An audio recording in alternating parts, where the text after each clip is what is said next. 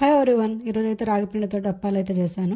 పిల్లలను అడుగుతారో లేదా కానీ మా వారైతే డబ్బా ఖాళీ కాగానే జంతికలు లేవా, అప్పాలు లేవా అని చెప్పేసి అయితే అడుగుతూ ఉంటాడు.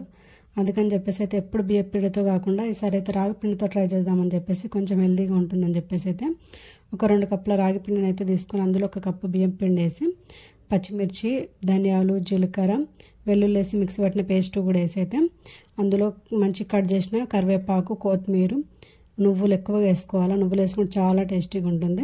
తర్వాత అయితే రుచికి తగినంత సాల్ట్, కారం లైట్గా, అందులో 2 టేబుల్ స్పూన్ల కాసిన ఆయిల్ అయితే వేయాలి. ఆయిల్ వేసి అయితే పిండికి బాగా పట్టించాలి. తర్వాత కాసిన వాటర్ తోటి అయితే పిండి అయితే మంచిగా ముద్దలాగా అయితే కలుపుకోవాలి.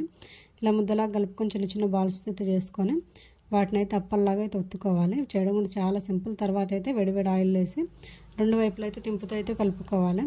చాలా టేస్టీగా ఉంటాయి ఇవైతే. వీడియో నచ్చితే like and subscribe. Thank you for watching.